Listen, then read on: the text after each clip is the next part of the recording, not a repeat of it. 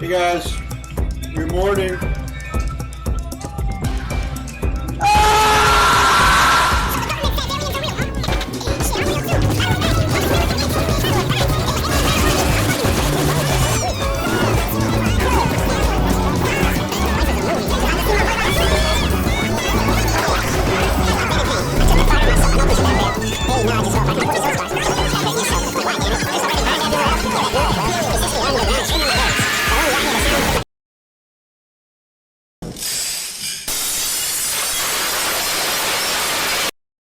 Hasn't the internet felt different lately? It's hard to put your finger on it as to what it actually is. I think it might have something to do with the more prolific presence of short form content and brain rot, whatever that is. It's kind of hard to actually understand what brain rot is when everyone has a different understanding of it. Just conceptually, it's easy to understand the idea of there's content that just you watch it and it sucks you into it and you just keep scrolling and scrolling and scrolling, and then hours later you have no idea what you were looking at. You don't understand it, and it feels like your head fell out of your head, and it just doesn't make sense. But where does this actually come from? How did this happen? When I look back on it in my life, I can almost sort of make out how it is, where just recalling the events that led to this, and I think I can sort of pinpoint it. From 2013 to 2016, there was a service called Vine, a social media app that, most people, if you were around when Vine was around, you know what it is. Video content that is limited to 6 seconds. 6 seconds, and that's it. Everyone had to be maximally creative to figure out how do you fit something coherent into 6 seconds. And really, it was the birth of short-form content. Nowadays, you take it for granted. You think, oh, there's long-form content, short-form content, there's live streaming. But back in the day, really, there was just YouTube and Vine. The issue is that, Vine, it was this large thing that everyone thought was unstoppable and was this is the next big thing. So it really took everyone by surprise when it shut down in 2016, because at the time it wasn't really profitable. No one was willing to advertise or put money onto 6-second videos. It didn't make sense logistically, I guess, at the time. And so when Vine went down, everyone tried to fill in the vacuum, the Vine-shaped hole in everyone's hearts, by adding things like short videos. You can upload them to Instagram, whatever. But really, the biggest one would be something like Musical.ly. Musical.ly, in 2017, opened up, and it was this app. It's going to sound familiar. The idea of it was if you record yourself dancing to a song, and then it would loop, and then you could scroll to the next person who does the same thing, and then keep scrolling. Oh, look at that, everyone's dancing to the big hip new songs. And hey, it really didn't take off in the same way that Vine did, but it held out long enough because in China there is an app who is doing something similar called TikTok, and a year later it became big enough that they were looking to buy Musical.ly so they could use their resources, their headquarters, their bases of operation to bring TikTok to America and to the rest of the world globally, right? And it was pretty popular. It got pretty popular in the same type of way, really, that Vine was. But here's the thing: 2 years later, COVID hits. There's literally nothing more fortuitous that could have happened for TikTok at the time than for everyone to be stuck with nothing to do but using it. Because it hooked in everybody. Just like how large the spike in internet usage went up during that time. And there's this hip new app that has all the best, coolest new type of videos around. It's real addictive. You scroll through it and look at that, an endless amount of funny little videos that take your attention and suck it all up. The user base fucking exploded so everyone's on TikTok. A year later in 2021, YouTube makes YouTube Shorts, Instagram makes Instagram Reels, and they're trying to play catch up. But it's very evidently clear that this is the new big thing. And that leads us 4 years later to today, where this scene has created brain rot. So we have the general timeline of all the things that happened. So what do we do with it? Let's analyze it, I guess. I feel like the thing that people blame the most is the algorithm. The algorithm. The algorithm. The idea behind the algorithm is that there is this, big bad robot that is bringing people content that keeps them engaged. And it just so happens that content that rots your brain is what keeps you engaged. If you stroll for hours and hours because someone's showing you something confusing, then, it's just doing its job. But I think that gets blamed too much as to why brain rot exists. I think there are bigger elements at play as to why something like this would naturally develop in this type of environment. Namely, is just that TikTok is the perfect app for rapid socialization. It is the largest user base on a singular app in the history of the world, maybe. And everybody has the same tools, the same in-house tools to edit a video. The barrier of entry for contributing to the flow of information is available in your hands perfectly for everybody. When one person puts out something, everybody can then react to it like a bullet ricocheting out into the world, And this, paired with something else, is how centralized it is. It's something to think about how, back in the day, not that I was around, I was like a fucking fetus at the time, the internet used to be a very segmented thing. It used to be that, everyone had their own website. And, I had my own website where it's my blog, and I also post videos on it of, cute cats and car crashes, and then things like that. But then, years later, things like YouTube comes out, and Tumblr, where instead of everybody having their own thing, they're all put into one site with the idea that, they're gonna promote your thing to an existing user base. And so, these are the clear winners, these are the champions, these are everybody. It's turning everything into just this more centralized thing. That's the idea.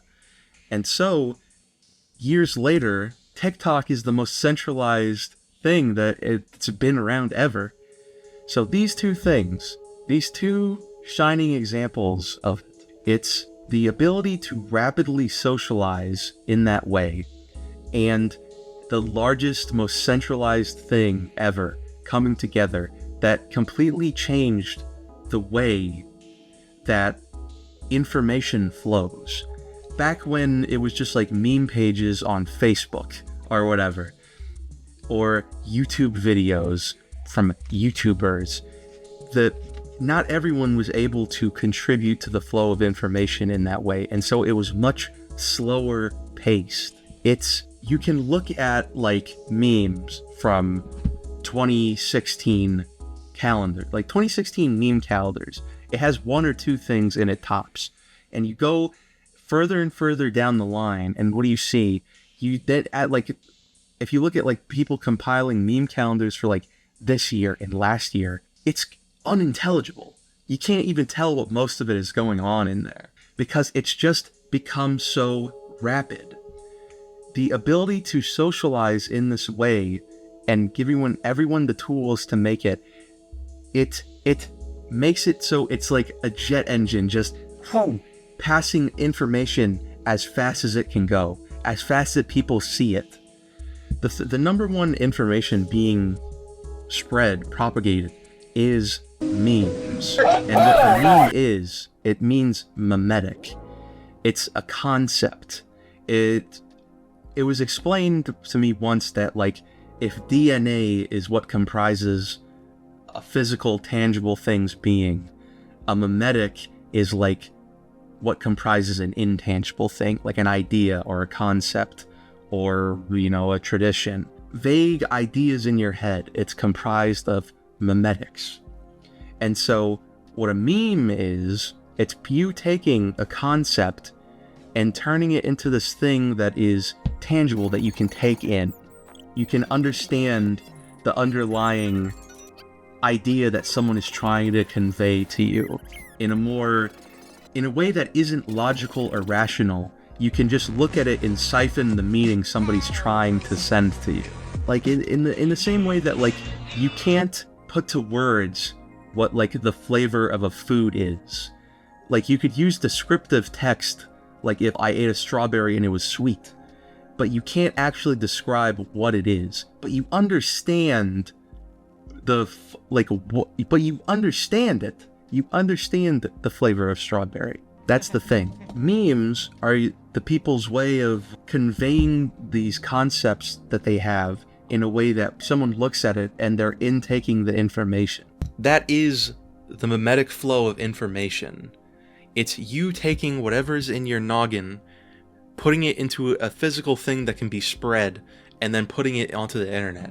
And if it's funny, people will share it around, and that's how your ideas propagate. That's part of the reason why when you think about like viral, the word viral comes from like virus. It's something that spreads from person to person. So TikTok has become the perfect kind of site that allows everybody to come together. They're able to propagate their own ideas, and once they see someone else's, they have all the means to then propagate it themselves. Bouncing from person to person to person. Virality. Everyone can pass it to somebody, and it's easy. But the thing with brain rot is that it's nothing. It skibbity got Ohio Riz. What does that mean? It means nothing. It means nothing. The reason why it's easy to spread is because you can just say it, and it means nothing. But that's the point. It's ridiculous. It's supposed to be ridiculous. It means nothing, and that's the fun of it. It's absurdity. It's entirely absurd. There is no deeper meaning to glean from it, or whatever there is, it's so ridiculous that it isn't even practical to actual real life. And that's the point. It's just pure enjoyment value. That's why it's so fun. It's maximum silliness in an environment that allows it to spread like wildfire. So what the life cycle of a meme is, it's somebody coming up with a concept and passing it along, people see it and start using it, and then when more people see it and start using it and passing it along, they start using it in more vague ways, and it starts to lose whatever meaning it had. And then people start criticizing it, saying it's dumb and annoying, and then people start using it ironically. That's all the same shit, whatever. And so this leads to this surplus of things where people are going, Ohio skibbity riz gyat, and it means nothing. And so here, this is what it is. So that there it is laid out bare. It's the most centralized thing ever in the history of the internet, mixed with the ability to rapidly socialize in that way, has created a rapid flow of information with an algorithm that's taking the things that are most ridiculous and jarring and absurd that keeps people hooked and constantly feeding it to somebody to keep them endlessly scrolling. That is brain rot. So what's next? Really, just what's next is the next generation.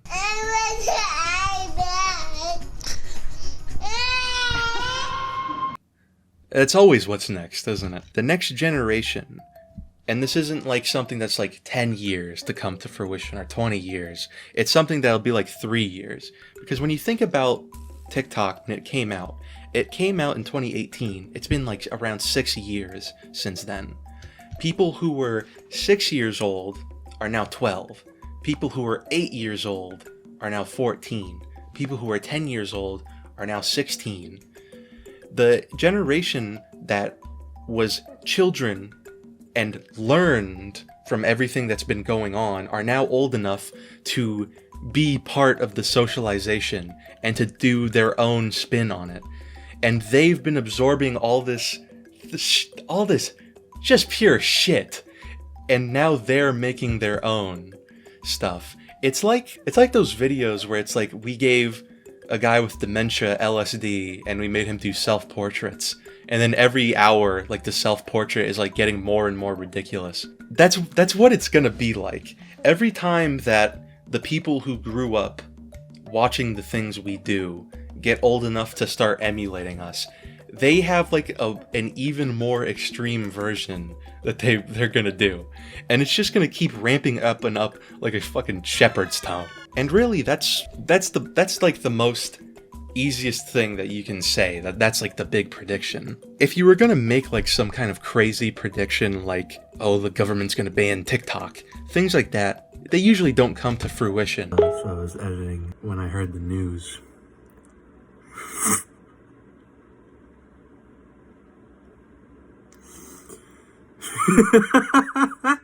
But if I was going to predict something crazy like that, you know, you have like all the big social media sites like Twitter, TikTok, YouTube, Twitch. Like these are like the big four things basically. If the trend is going towards like converging, it's centralization, then it could be something like TikTok and Twitch is going to fall off and everyone's going to go back to YouTube, and YouTube is going to have the monopoly on live streaming, long form content and short form content, and then that's the next big step. It could be something like that, but just as easily it could be like TikTok allows people to post long form content and live stream, and then everyone goes to TikTok. Or probably not Twitch though, Twitch sucks. Or like TikTok adds like you can post tweets, and then it's just like also like a regular social media. Who knows? Nobody knows what's gonna happen. But I feel like if there is something like that, it would be more towards the trend of everything meeting in the middle. But that could take 10 years, 20 years, who knows? I think the thing that people get much too hung up on is fear-mongering. I don't think that short-form content is going to be like the worst thing in the world to occur in the form of like to the internet or to entertainment or anything like that. Because there's always going to be more options available. It's just different. It's not like worse, it's just different in my mind. But then again, at the same time, there are a lot of people who are like, you know what, actually, you know, we had YouTube poops, and that's brain rotting, and those people are annoying. So, I don't know, fucking, maybe it is bad for you, who knows?